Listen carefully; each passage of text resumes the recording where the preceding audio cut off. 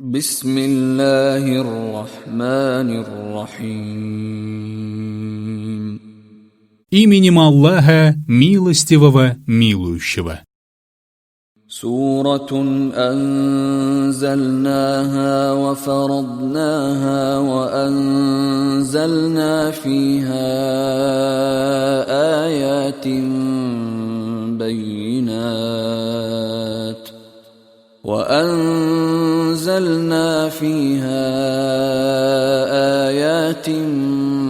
بينات لعلكم تذكرون.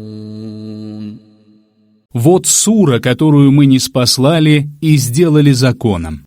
Мы ниспослали в ней ясные аяты, быть может, вы вразумитесь. الزانية والزاني فاجلدوا كل واحد منهما 100 جلدة ولا تأخذكم بهما رأفة في دين الله إن كنتم تؤمنون بالله واليوم الآخر وليشهد عذابهما طائفة من المؤمنين. Прелюбодейку и прелюбодея, каждого из них высеките 100 раз. Пусть не овладевает вами жалость к ним ради религии Аллаха, если вы веруете в Аллаха и в последний день. А свидетелями их наказания пусть будет группа верующих. الزاني لا ينكح إلا زانية أو مشركة والزانية لا ينكحها إلا زان أو مشرك وحرم ذلك على المؤمنين. Прелюбодей не женится ни на ком, кроме прелюбодейки или многобожницы, а на прелюбодейке не женится никто, кроме прелюбодея или многобожника.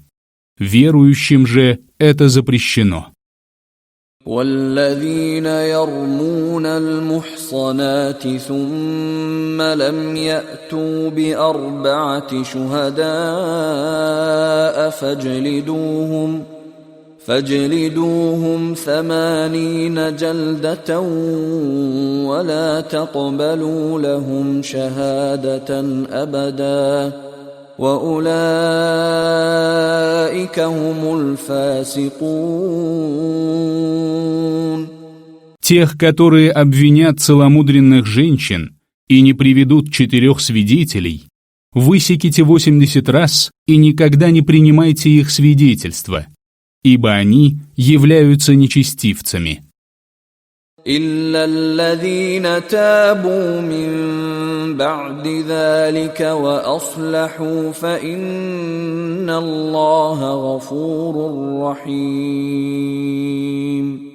Кроме тех из них, которые после этого раскаялись и стали поступать праведно. Поистине Аллах прощающий, милующий.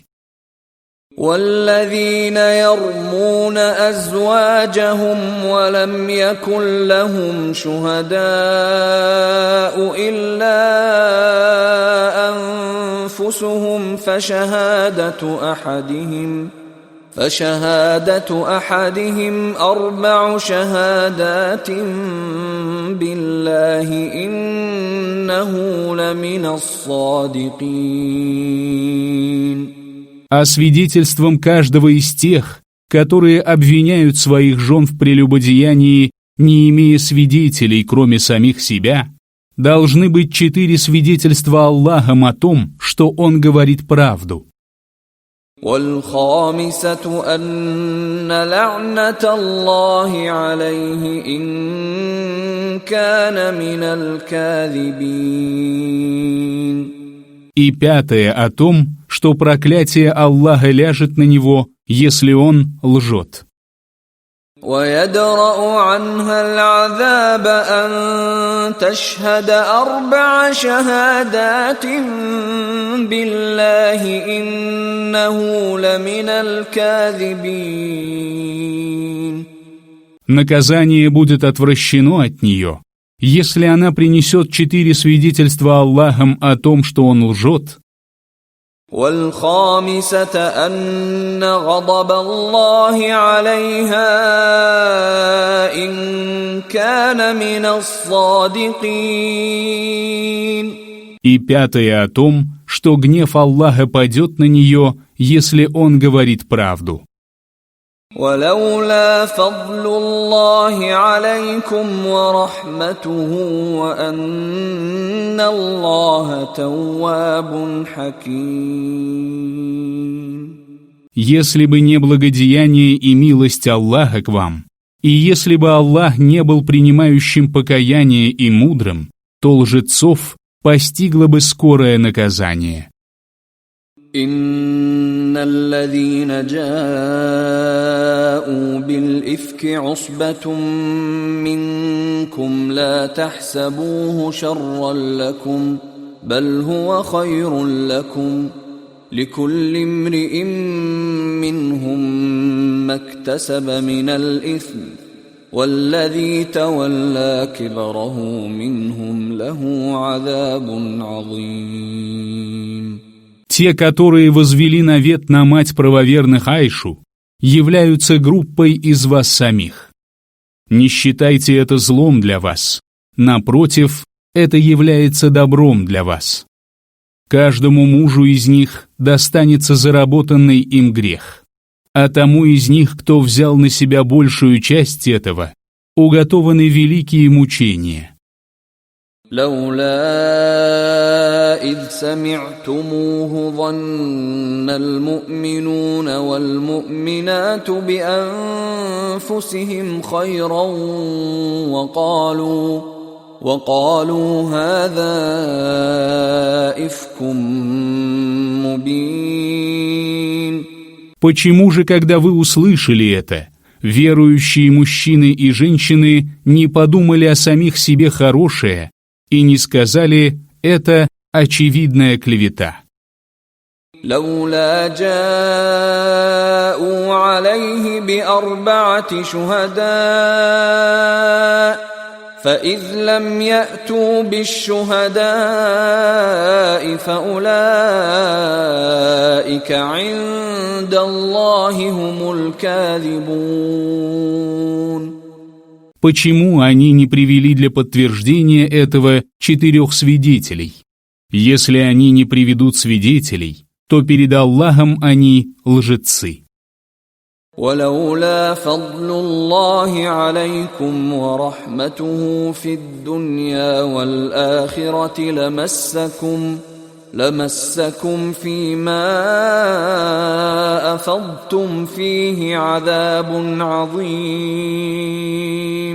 Если бы не благодеяние и милость Аллаха к вам в этом мире и в последней жизни, то за ваши пространные речи вас коснулись бы великие мучения.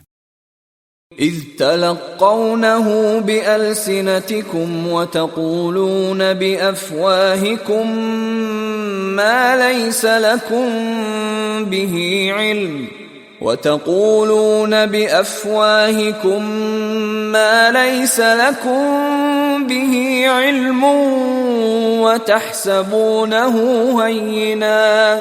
وتحسبونه هينا وهو عند الله عظيم. Вы распространяете ложь своими языками и говорите своими устами то, о чем у вас нет никакого знания, и полагаете, что этот поступок незначителен, хотя перед Аллахом это великий грех. ولولا إذ سمعتموه قلتم ما يكون لنا أن نتكلم بهذا سبحانك هذا بهتان عظيم. Почему, когда вы услышали это, вы не сказали «нам не подобает говорить такое»? Свят ты, а это великая клевета. يعظكم الله أن تعودوا لمثله أبدا إن كنتم مؤمنين. Аллах увещевает вас никогда не повторять подобного, если вы верующие. ويبين الله لكم الآيات والله عليم حكيم. Аллах разъясняет вам знамения. Аллах знающий, мудрый. إن الذين يحبون أن تشيع الفاحشة في الذين آمنوا لهم عذاب أليم في الدنيا والآخرة والله يعلم وأنتم لا تعلمون. Поистине тем, которые любят, чтобы о верующих распространялась мерзость, уготованы мучительные страдания в этом мире и в последней жизни. Аллах знает, а вы не знаете. ولولا فضل الله عليكم ورحمته وأن الله رؤوف رحيم. Если бы не благодеяние и милость Аллаха к вам, и если бы Аллах не был сострадательным и милующим, то грешников постигло бы скорое наказание. يا أيها الذين آمنوا لا تتبعوا خطوات الشيطان ومن يتبع خطوات الشيطان فإنه يأمر بالفحشاء والمنكر ولولا فضل الله عليكم ورحمته ما زكى منكم من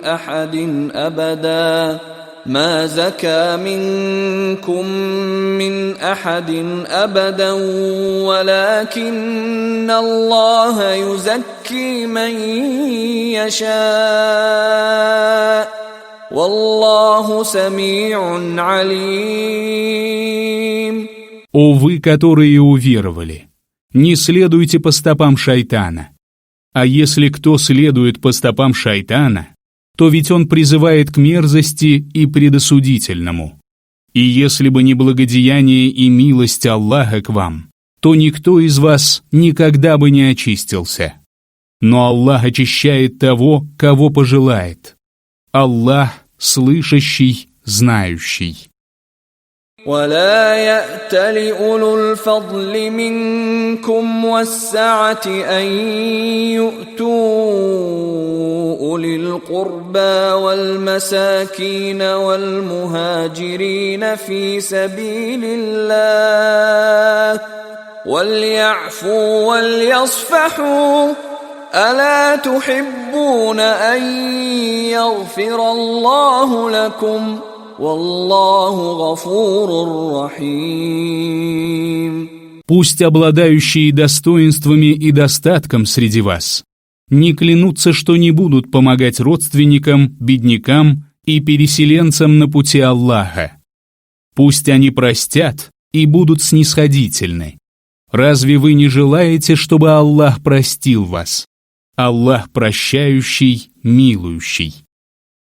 إن الذين يرمون المحصنات الغافلات المؤمنات لعنوا في الدنيا والآخرة ولهم عذاب عظيم.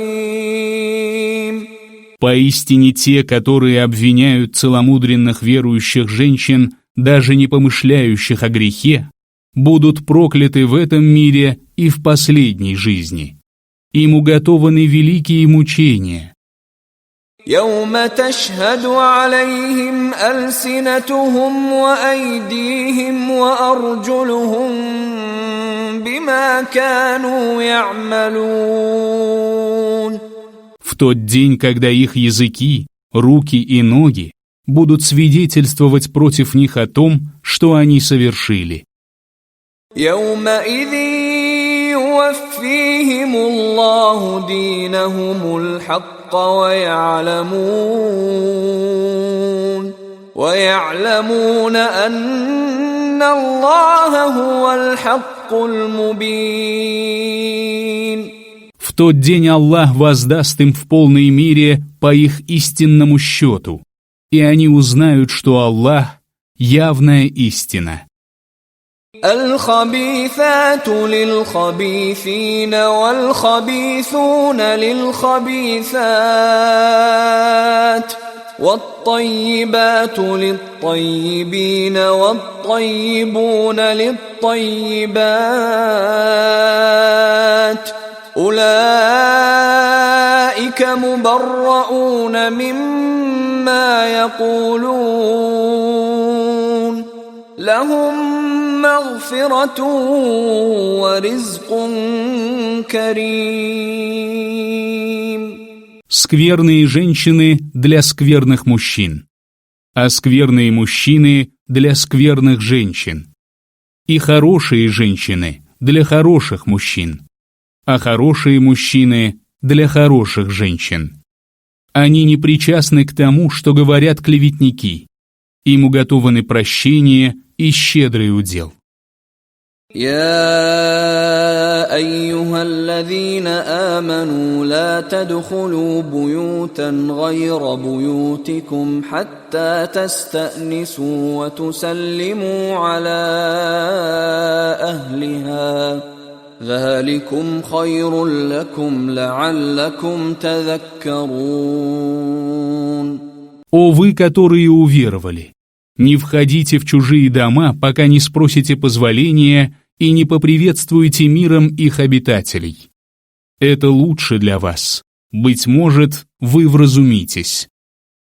فإن لم تجدوا فيها أحدا فلا تدخلوها حتى يؤذن لكم وإن قيل لكم ارجعوا فارجعوا هو أزكى لكم والله بما تعملون عليم. Если же вы никого не найдете в них, то не входите, пока вам не позволят. Если же вам скажут «уйдите», то уходите. Поступить так для вас будет целомудреннее. Поистине Аллаху ведомо о том, что вы совершаете. ليس عليكم جناح أن تدخلوا بيوتا غير مسكونة فيها متاع لكم والله يعلم ما تبدون وما تكتمون. Нет на вас греха, если вы без разрешения войдете в незаселенные дома, в которых есть благо для вас. Аллаху известно то, что вы обнаруживаете, и то, что вы скрываете. قل للمؤمنين يغضوا من أبصارهم ويحفظوا فروجهم ذلك أزكى لهم إن الله خبير بما يصنعون. Скажи верующим мужчинам, чтобы они опускали свои взоры и оберегали свои срамные места. Так будет чище для них. Поистине, Аллах ведает то, что они делают. وقل للمؤمنات يغضضن من أبصارهن ويحفظن فروجهن ولا يبدين زينتهن إلا ما ظهر منها وليضربن بخمرهن على جيوبهن ولا يبدين زينتهن إلا لبعولتهن أو آباء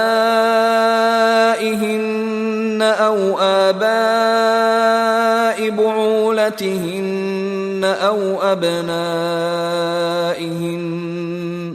أو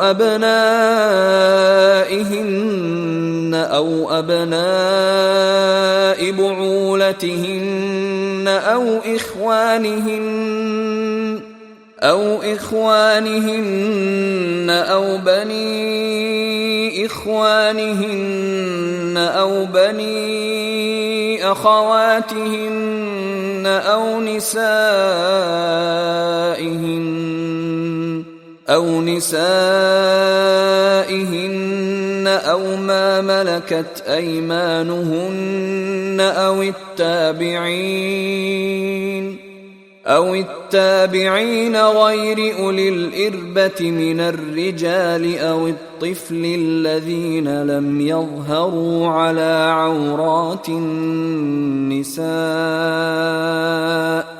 ولا يضربن بأرجلهن ليعلم ما يخفين من زينتهن وتوبوا إلى الله جميعا أيها المؤمنون لعلكم تفلحون. Скажи верующим женщинам, чтобы они опускали свои взоры и оберегали свои срамные места. Пусть они не выставляют на показ своих прикрас, за исключением тех, которые видны. И пусть прикрывают своими покрывалами вырез на груди и не показывают своей красы никому, кроме своих мужей, или своих отцов, или своих свекров, или своих сыновей, или сыновей своих мужей, или своих братьев, или сыновей своих братьев, или сыновей своих сестер, или своих женщин, или рабов, которые принадлежат им, или слуг из числа мужчин, лишенных вожделения, или детей, которые не постигли наготы женщин. И пусть они не стучат своими ногами, давая знать об украшениях, которые они скрывают. О верующие! Обращайтесь к Аллаху с покаянием все вместе. Быть может, вы преуспеете. وأنكحوا الأيام منكم والصالحين من عبادكم وإمائكم إن يكونوا فقراء يغنهم الله من فضله والله واسع عليم. Сочетайте браком тех из вас, кто холост, и праведников из числа ваших рабов и рабынь. Если они бедны, то Аллах обогатит их из своей милости. Аллах объемлющий, знающий. وَلْيَسْتَعْفِفِ الَّذِينَ لَا يَجِدُونَ نِكَاحًا حَتَّى يُغْنِيَهُمُ اللَّهُ مِنْ فَضْلِهِ والذين يبتغون الكتاب مما ملكت أيمانكم فكاتبوهم إن علمتم فيهم خيرا وآتوهم مما لله الذي آتاكم ولا تكرهوا فتياتكم على البغاء إن أردنا تحصنا لتبتغوا عرض الحياة الدنيا ومن يكرههن فإن الله من بعد إكراههن غفور رحيم. Пусть соблюдают целомудрие те, которые не находят возможности вступить в брак, пока Аллах не обогатит их из своей милости. Если рабы, которые принадлежат вам, хотят договориться о выкупе, то предоставьте им такую возможность, если вы нашли в них добрые качества, и одарите их из имущества Аллаха, которым Он одарил вас. Не принуждайте своих рабынь к блудодеянию ради обретения тленных благ ближней жизни, если они желают блюсти целомудрие. Если же кто-либо принудит их к этому, то Аллах после принуждения их будет к этим женщинам прощающим, милующим. وَلَقَدْ أَنزَلْنَا إِلَيْكُمْ آيَاتٍ مُبَيِّنَاتٍ وَمَثَلًا مِّنَ الَّذِينَ خَلَوْا مِن قَبْلِكُمْ وَمَوْعِظَةً لِّلْمُتَّقِينَ للمتقين. Мы уже не спаслали вам вразумляющие знамения и притчу о тех, которые миновали до вас, и назидание для богобоязненных. الله نور السماوات والأرض مثل نوره كمشكاة فيها مصباح المصباح في زجاجة الزجاجة كأنها كوكب دري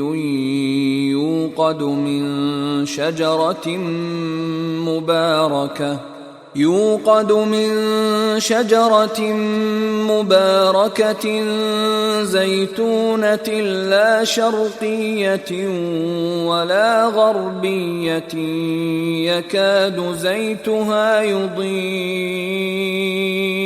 يكاد زيتها يضيء ولو لم تمسسه نار نور على نور يهدي الله لنوره من يشاء ويضرب الله الأمثال للناس والله بكل شيء عليم. Аллах — свет небес и земли. Его свет в душе верующего подобен нише, в которой находится лампада. Лампада заключена в стекло, а стекло подобно жемчужной звезде. Он возжигается от благодатного оливкового дерева, которое не освещается солнцем только с востока или только с запада.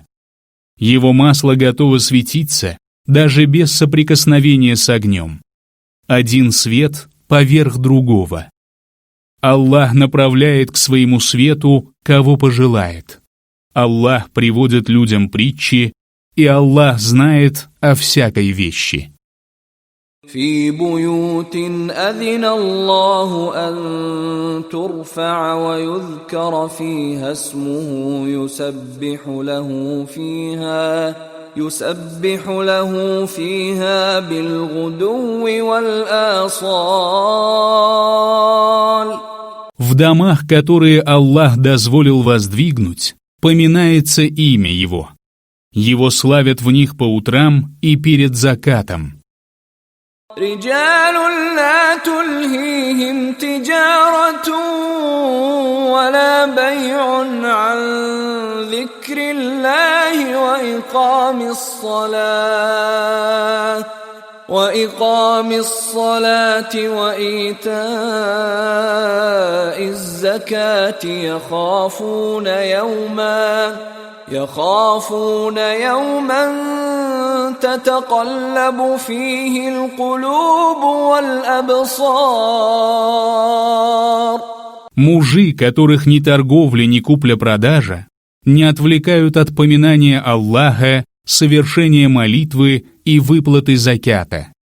Они боятся дня, когда станут переворачиваться сердца и взоры. ليجزيهم الله أحسن ما عملوا ويزيدهم من فضله والله يرزق من يشاء بغير حساب. Чтобы Аллах воздал им за наилучшее из того, что они совершили, и приумножил это по своей милости. Аллах наделяет без счета, кого пожелает. والذين كفروا أعمالهم كسراب بقيعة يحسبه الظمآن ماء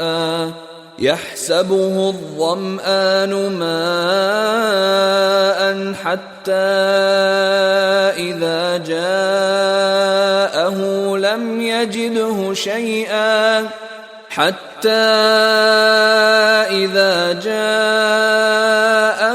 لم يجده شيئا ووجد الله عنده فوفاه حسابه والله سريع الحساب.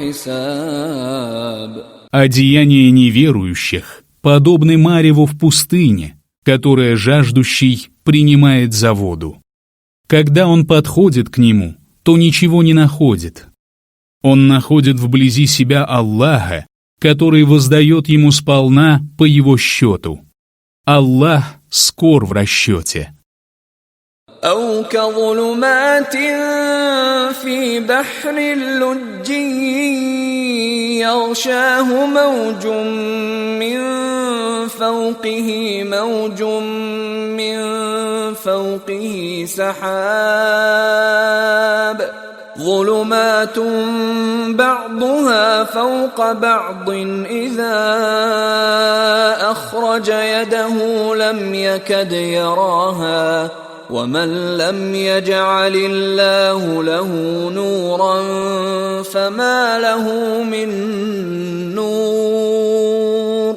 Или же они подобны мраку в глубине морской пучины.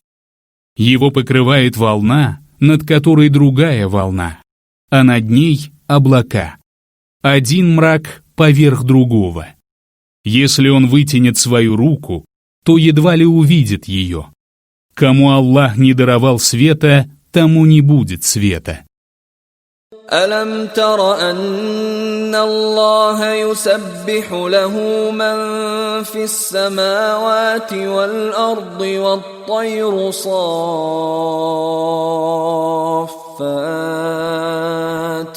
كل قد علم صلاته وتسبيحه والله عليم بما يفعلون. Разве ты не видишь, что Аллаха славят те, кто на небесах и на земле, и птицы с распростертыми крыльями? Каждый знает свою молитву и свое словословие. Аллах знает о том, что они совершают. وَلِلَّهِ مُلْكُ السَّمَاوَاتِ وَالْأَرْضِ وَإِلَى اللَّهِ الْمَصِيرُ. Аллаху принадлежит власть над небесами и землей, и к Аллаху предстоит прибытие. ألم تر أن الله يزجي سحابا ثم يؤلف بينه ثم يجعله ركاما فترى الودق يخرج من خلاله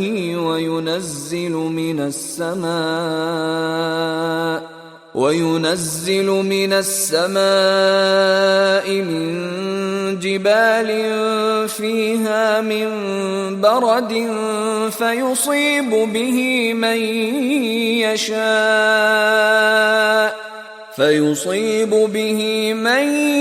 يشاء ويصرفه عن من يشاء يكاد سنا برقه يذهب بالأبصار. Разве ты не видишь, что Аллах гонит облака, потом соединяет их, потом превращает их в кучу? Ты видишь, как из расщелин ее изливается ливень. Он низвергает град с неба, с гор небесных. Он поражает им, кого пожелает, и отвращает его, от кого пожелает. Блеск его молний готов унести зрение. يقلب الله الليل والنهار إن في ذلك لعبرة لأولي الأبصار. Аллах чередует день и ночь. Поистине в этом назидание для обладающих знанием. والله خلق كل دابة من ماء فمنهم من يمشي على بطنه ومنهم من يمشي على رجلين ومنهم من يمشي على أربع يخلق الله ما يشاء إن الله على كل شيء قدير. Аллах сотворил всех животных из воды. Среди них есть такие, которые ползают на брюхе, такие, которые ходят на 2 ногах, и такие, которые ходят на 4. Аллах творит то, что пожелает. Поистине, Аллах всемогущ. لقد أنزلنا آيات مبينات والله يهدي من يشاء إلى صراط مستقيم. Мы уже ниспослали вразумляющие знамения, и Аллах наставляет на прямой путь, кого пожелает. ويقولون آمنا بالله وبالرسول وأطعنا ثم يتولى فريق منهم من بعد ذلك وما أولئك بالمؤمنين.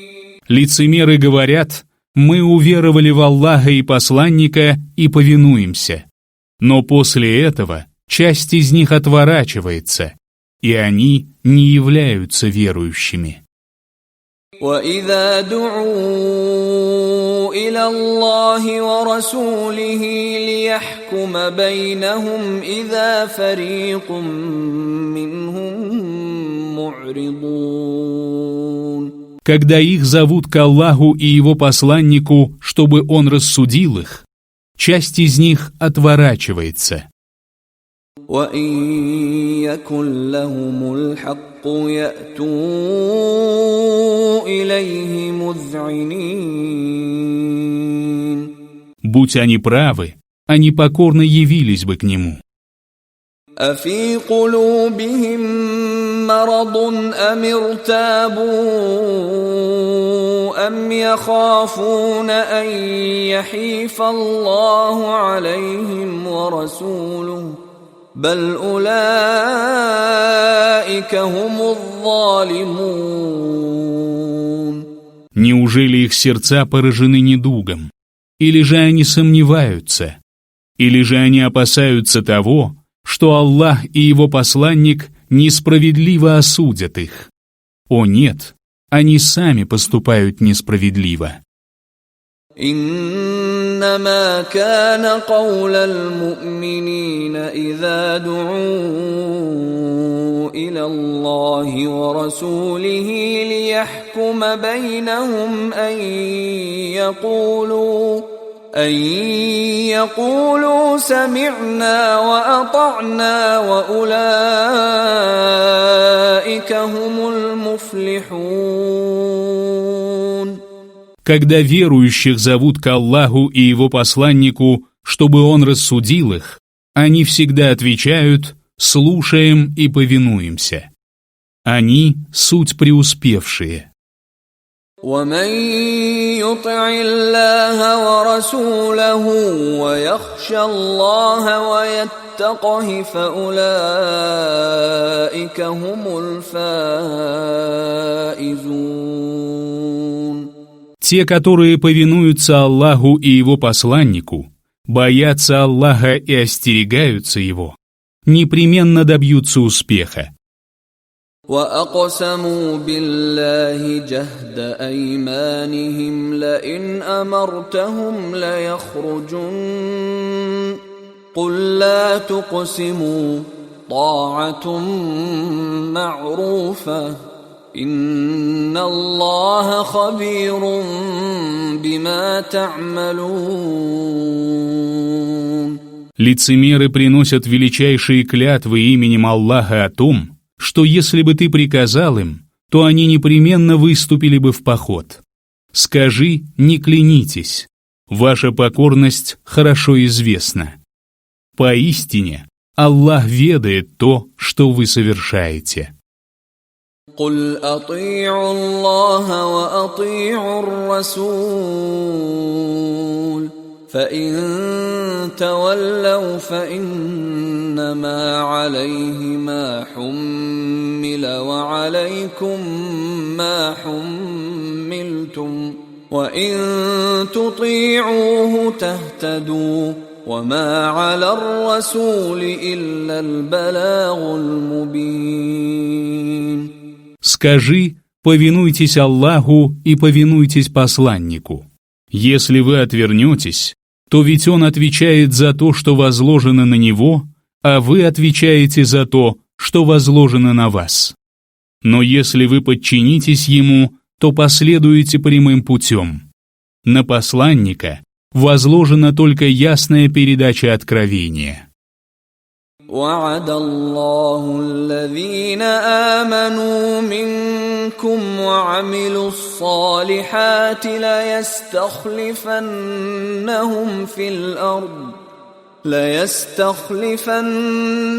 في الأرض كما استخلف الذين من قبلهم وليمكنن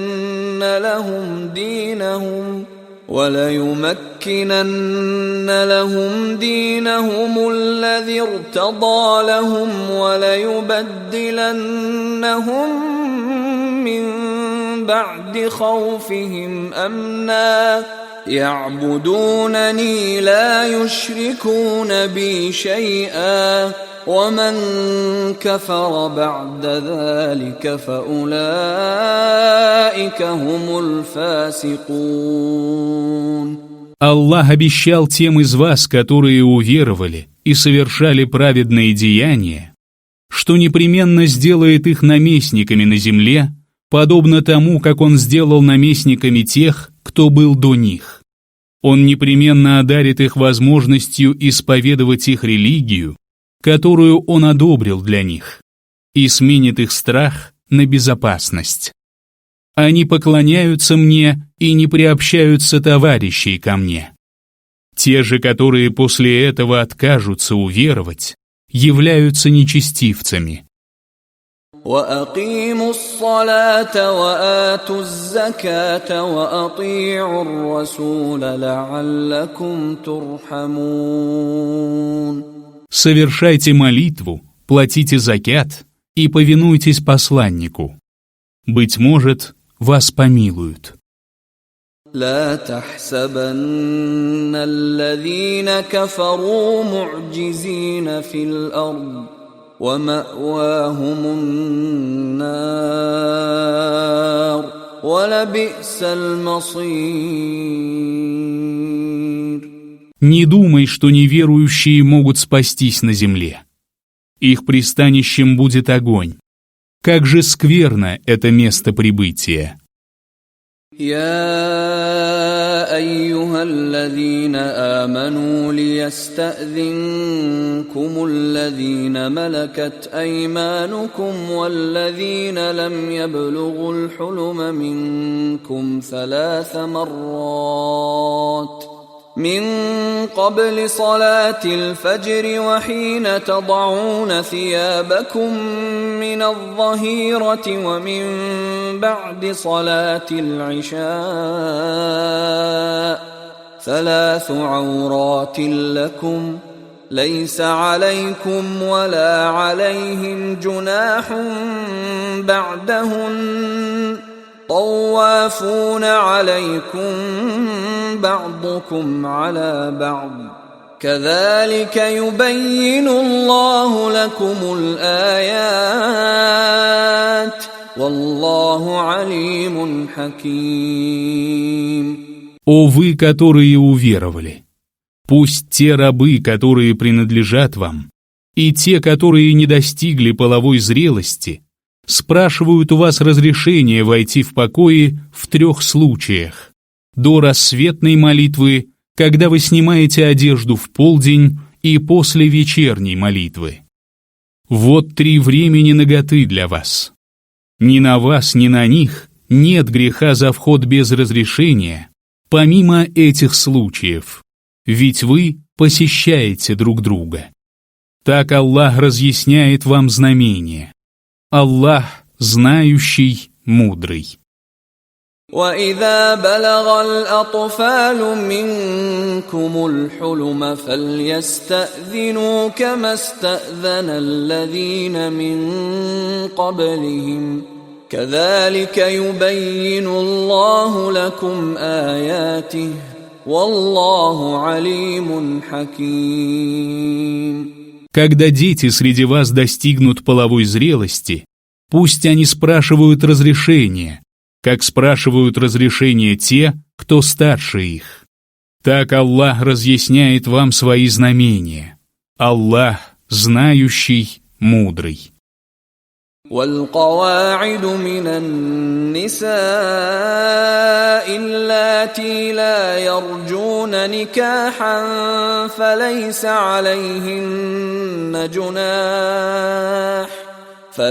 عليهن جناح أن يضعن ثيابهن غير متبرجات بزينة وأن يستعففن خير لهن والله سميع عليم. Нет греха на престарелых женщинах, которые не надеются на замужество, если они снимут верхнюю одежду, не показывая своей красы. Но воздерживаться от этого лучше для них. Аллах слышащий, знающий.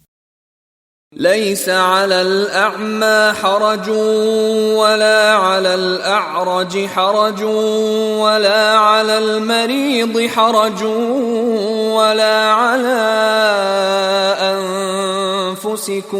ولا على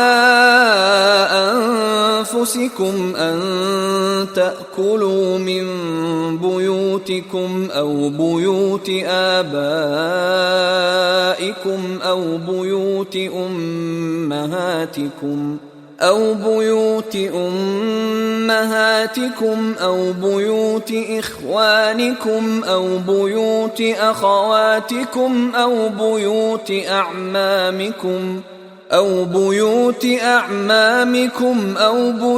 عماتكم أو بيوت أخوالكم أو بيوت خالاتكم أو ما ملكتم مفاتحه أو صديقكم ليس عليكم جناح أن تأكلوا جميعا أو أشتاتا فإذا دخلتم بيوتا فسلموا على أنفسكم تحية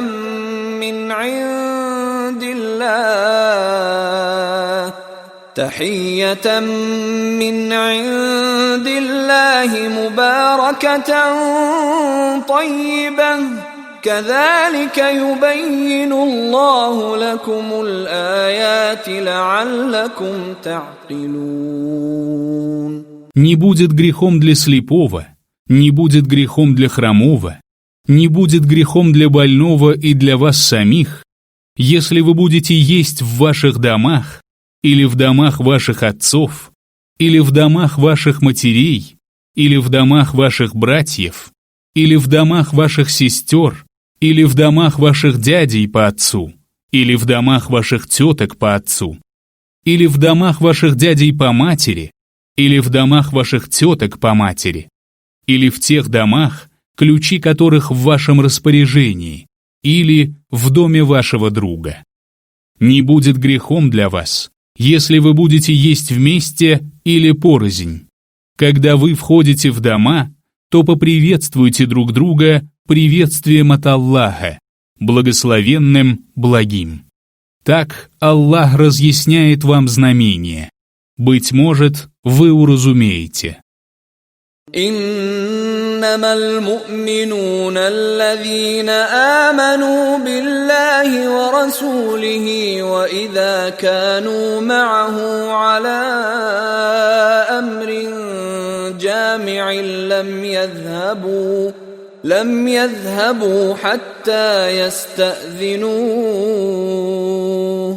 إن الذين يستأذنونك أولئك أولئك الذين يؤمنون بالله ورسوله فإذا استأذنوك لبعض شأنهم فأذن لمن شئت منهم واستغفر لهم الله إن الله غفور رحيم. Верующими являются только те, которые уверовали в Аллаха и Его посланника. Когда они находятся рядом с Ним по общему делу, то не уходят, пока не попросят у Него разрешения. Поистине те, которые просят у тебя разрешения, действительно являются верующими в Аллаха и Его посланника. Если они попросят у тебя разрешения по поводу некоторых из своих дел, то разрешай тому из них, кому пожелаешь, и проси Аллаха простить их. Поистине, Аллах прощающий, милующий. لا تجعلوا دعاء الرسول بينكم كدعاء بعضكم بعضا قد يعلم الله الذين يتسللون منكم لواذا فليحذر الذين يخالفون عن أمره أن تصيبهم فتنة أو يصيبهم عذاب أليم. Не равняйте обращение к посланнику среди вас с тем, как вы обращаетесь друг к другу. Аллах знает тех из вас, которые уходят украдкой под прикрытием. Пусть же остерегаются те, которые противятся воле пророка, как бы не постигло их искушение или не постигли их мучительные страдания. ألا إن لله ما في السماوات والأرض قد يعلم ما أنتم عليه ويوم يرجعون إليه فينبئهم بما عملوا والله بكل شيء عليم. Знайте же, что Аллаху принадлежит то, что на небесах и на земле. Он знает ваше положение и тот день, когда они будут возвращены к Нему.